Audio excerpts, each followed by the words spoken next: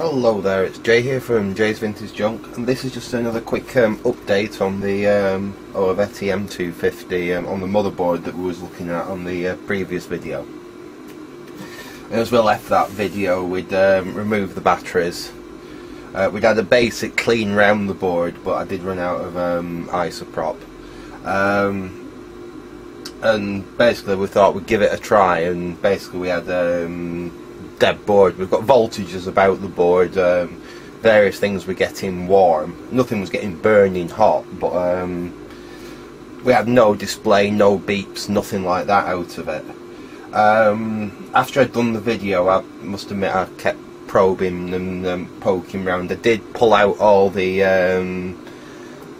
30-pin sims there and got my fiberglass brush on the contacts on the sims and give them a bit of a clean up. And best I could, the contacts in there, and there is a bit of corrosion in the actual RAM contacts in there. But it doesn't look horrendous. I think I can clean it up actually. I just need to wait until I can get some more isoprop before I can do that. In fact, I've got a little bottle somewhere. If I can find it, it should be enough. So I'm going to have to give them a good clean up. Worst comes to the absolute worst, I do have a few, and I do only mean a few, I might have 4 brand new old stock 30-pin sim holders, so I could possibly swap them out. I hope I don't have to do that, because I only have got that 4, and physically they're actually in decent condition. There's no broken plastic or anything on them, which you find so often now with the plastic like sim holders and things like that on these old computers. The plastic's still okay and none of them are broken. It's just that the contacts are not looking the best. They're not exactly furry green, but they're not exactly bright and shiny, so possibly even if we get this fired up, we are going to have probably RAM issues. What I have done is those, do you remember mentioning the capacitor next to the batteries, and I said it looked like it had been hit with a soldering iron? I don't actually think that's the case. I have replaced it actually, and the other capacitor that was a similar style over there. I've had to use standard radial capacitors and just bend the legs to fit. They were axial capacitors that were fitted there. The other thing is that one was easy enough. I did that one second. It's just a 22 UF. I think the original one was 10 volt. I think the one I used was 35 volt. That was easy to change. This one, however, the value had completely degraded off the capacitor. My capacitance meter was telling me it was 77 UF, and it was very high ESR. And I'll just show you the capacitor that I took out. Don't know if that's going to focus, but can you see the state of that? Oh, it's amazing it was actually still reading as a capacitor. Hopefully that's in focus there. I don't know if you can see all the green deposits around it. It's in a hopefully that's focusing. It's in a mess. I mean, the other one, the 22 UF, isn't quite as physically damaged, and the ESR was actually fine on that. I just changed it as a precaution because I'm sure it's not like the other ones in that state. So it's, again, it makes me definitely think that this thing has been very, very wet, or indeed underwater, for that kind of corrosion to occur to that capacitor. Anyway, I replaced it with, not knowing what value it is, and like I say, it was showing on my capacitance meter as 77 UF. I replaced it with 100. I'm just talking. It is in a part of this, there is a crystal right next to it, and it could have something to do with timing. It could be quite critical, but it's the best I can do for the moment, being that I don't have a circuit schematic or anything for this computer. And like I said, the value on it is completely gone. All we can go off is what the capacitance tester was telling us, and the other fact it's very high ESR. The other one had dropped in capacitance. The one that I took out and replaced there on the board, the 22 UF, that had dropped to 14 UF. But like I said, the ESR, that one, sorry, but the ESR was still okay on it. said, that one, it was quite high. So anyway, I've changed them out, and no, I did try it after that, and absolutely no change at all. Still the same, but I mean, they needed changing, they weren't any good. But what I did notice on the board right over here, I don't know if we can zoom you in. See if we can zoom you in. Oop, as far as we can go, and then we'll squiz over to here. Where my finger is. There, we can just make out what I want to show you. I spotted, I'll get something to point with. We've got 3 fuses. Here, here, and here. Now I did get my tester on them, continuity tester on them.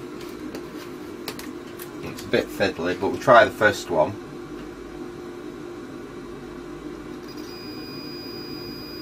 That's okay. We'll try the last one. That's okay. Try the one in the middle. That's open. So we do have an open fuse on the actual on the board. Trouble is, I'm not 100% sure what rating that fuse is. So what I was thinking I might just do, it's a bit naughty this, but I might just bridge a very fine piece of wire across the back of that fuse. I mean, I've got some really fine stranded wire here. If I take one strand out of that, I mean, it might blow straight away, but I'm thinking if I took just one strand out of that and I bridge the back of that fuse with that, we might, and just power it up and just see if see if we get a change, see if perhaps we get a beep out of it or something. Because obviously we definitely have an open fuse there. I don't know how easy it's actually going to be. I wonder if I'd be better just literally bridging it. Now these fuses have got something on them. I was wondering about perhaps just literally bridging it across the top of the fuse, but I don't know whether they're in like a little bit of plastic or something. Yeah, I think they've got a plastic cover. Well, it makes sense actually, because they're that close together. They've got like a plastic sleeve over them to stop them shorting out. I wonder if we can do it on the back. So it definitely is a little bit on the naughty side. This. Right, let's see if we can get you focused in down on where we're looking.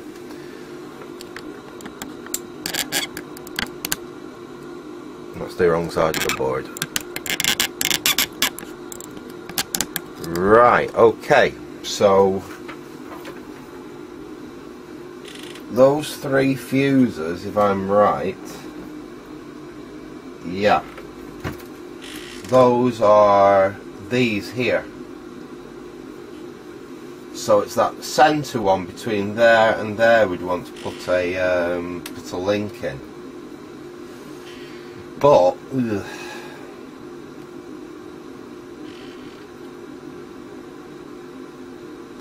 I'm concerned about it shorting against anything else around there. Let's trace off where it goes. Right.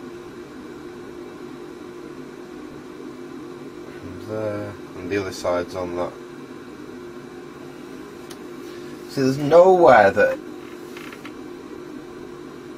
I could safely put that bridge in on this side where I don't risk it shorting onto something else. I wonder if I take out that fuse and we just we put a piece of wire in place of that fuse and just solder it in place. At least that'd give us an idea to actually get a replacement for that fuse, wouldn't it? Let's do that.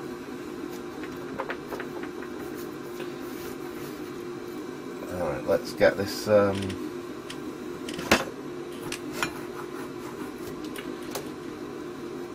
unfortunately, I think this seems to be the least effective part of the board as well, so we shouldn't have too many issues getting this out.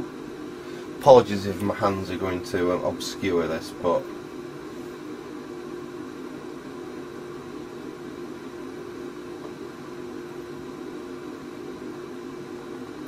just add a little bit of fresh solder to the points we're going to be sucking out. Right, there we go. And we will use the desolder station, seeing I've already got it heated up.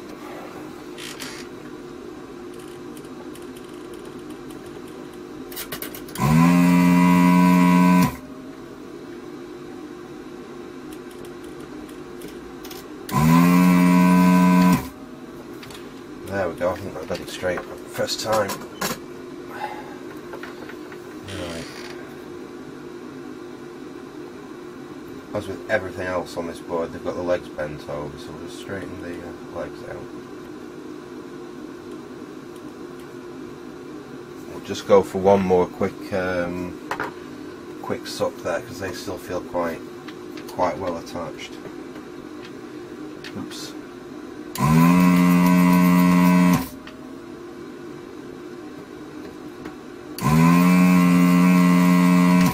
Right, let's have a go at that now.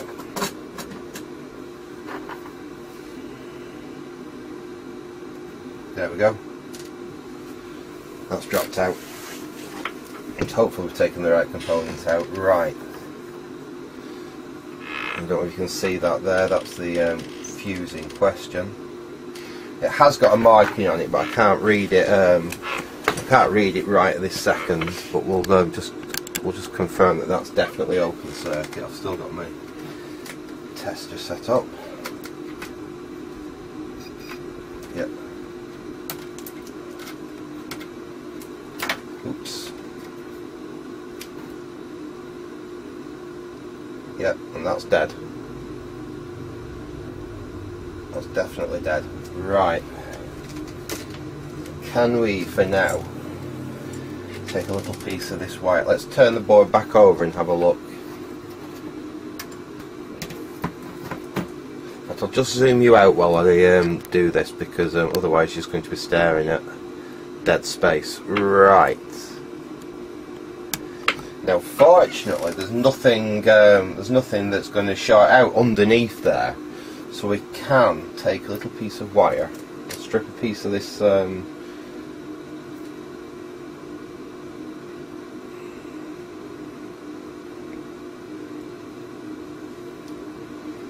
piece of this, and just take one strand out of it. I've just got one single strand of that that wire. Just cut that off. This is fiddly. This is going to be fiddly. Right. Got a single strand of that wire. So this won't be able to take a lot of current. I haven't got a clue what that fuse is rated for, so this could just blow straight away. But I'd rather that happen than there be another fault on the board. In fact, that's something we could do. Let's check for shorts before we install that little wire link. Let's check for shorts. That'd be a sensible thing to do, wouldn't it? Right, so I've got my meter set up.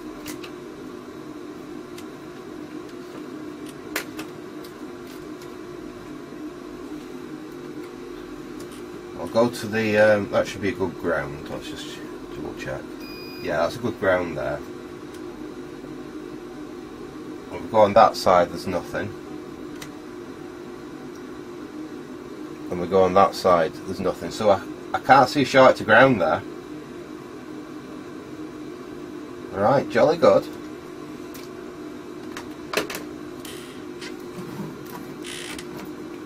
So let's install our, let's call it a fusible link, shall we?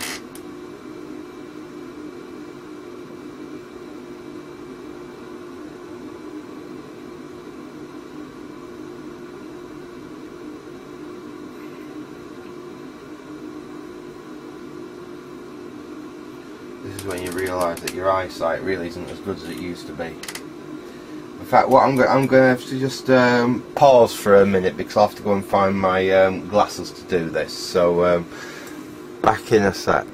Okay, I've managed to get the link in place. I've just got to basically solder it in place now, so this is going to be the tricky bit.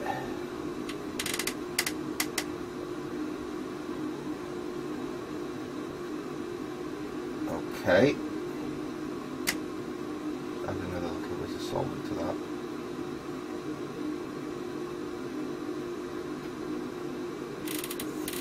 I think we've got that side.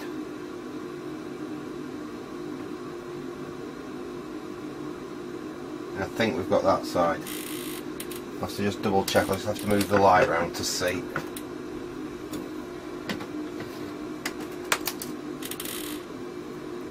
Yep, we've got that. So I'll just break off the excess. That's that piece broken off. And I might have to get that with the snips.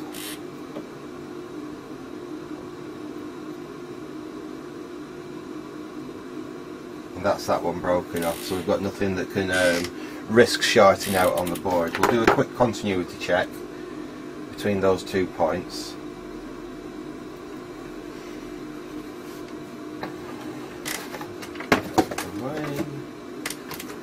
Meters. Right, so we'll do a quick continuity check between those points. Right, so we go from there to there. Check the other fuses while we're under here. So that's all 3 fuses now with continuity. Like I said, that I don't know what current runs through that fuse. You know, if it's got an amp pulling through it and we put that tiny little hair of a wire in there, it's just going to blow. But I'd rather that than us put something too thick in there, get a short and risk frying something on the board. Just that could be down to a simple short somewhere that we can easily fix. So that should protect us from that, but it does mean that we can give it another go and see if we do get any signs of life out of the system. Another thing that I have discovered is that the power connector is standard AT. The actual the pins, the voltage on the pins, all the wiring and everything is exactly the same as standard AT. So that wire we couldn't get anything on the when we tested the PSUs, the power good line. So that's like a feedback line from the board, I presume. Right, we're connected back up. We'll plug some VJ into it and see. I'd be happy if I just got a squeak or a beep out of it, actually. But I suppose we can give it a try with that. I'll rather optimistically get you up on the screen, but like I say, I'm not holding out that much hope. And turn the top lights off. Right, let's see whether we've made any difference. Yeah, just be hopeful if we've got a beep out of it or something like that. But let's see.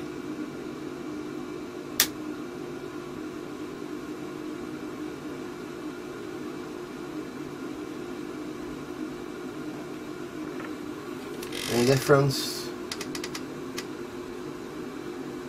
Nope, absolutely no difference at all.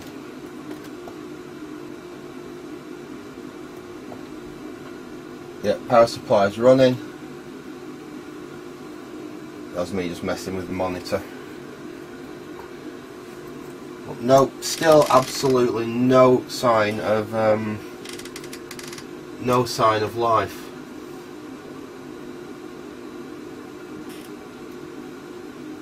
So it would be nice if it, you know, just beeped an error code at us or something like that, but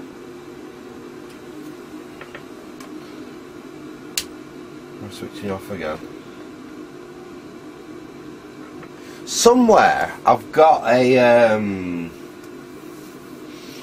a little diagnostics board for these older computers. It's a little 8-bit board you plug in, and it gives you like postcode errors and things like that. It tells you what power rails are okay, and it's a really old one. It's one from back in the day. I'm gonna have to see if I can find it. I know it's up in the attic somewhere, but I haven't got a bloody clue. Where. Let's give that one more try.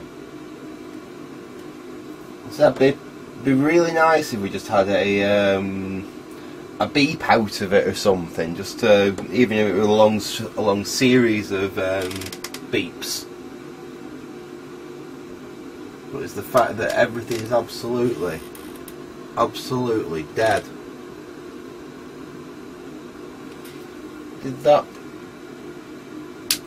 Let's just see whether that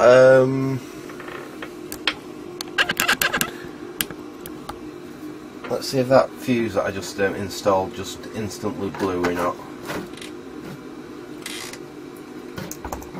Obviously we didn't find any shorts on that. Line, but I don't know what current.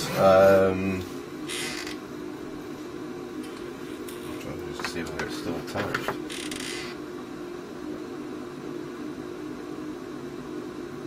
Yeah, it's not blown. So my bodged in wire there hasn't. Double check,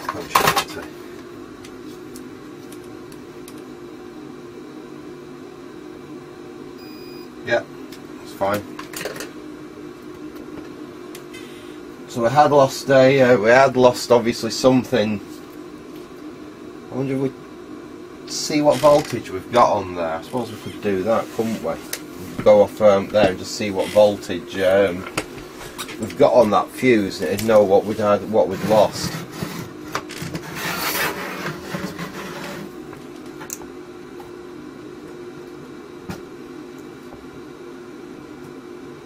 So obviously, like I said,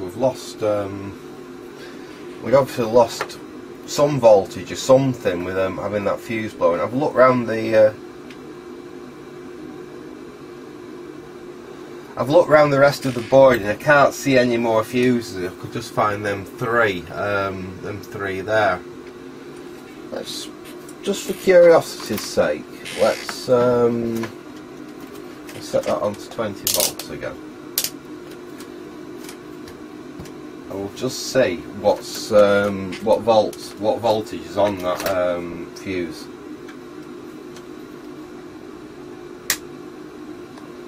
Yeah, that's the fan run. Because the only way you can tell that this is working at the moment is the fan running. And that fan's seriously cool, quieting down from when we started playing with this computer as well. Right, let's see what we've got. We'll use that as a ground. So it's a 12 volt line. So it probably doesn't have a huge amount. Oops. It probably doesn't have a huge amount of current on it, to be honest.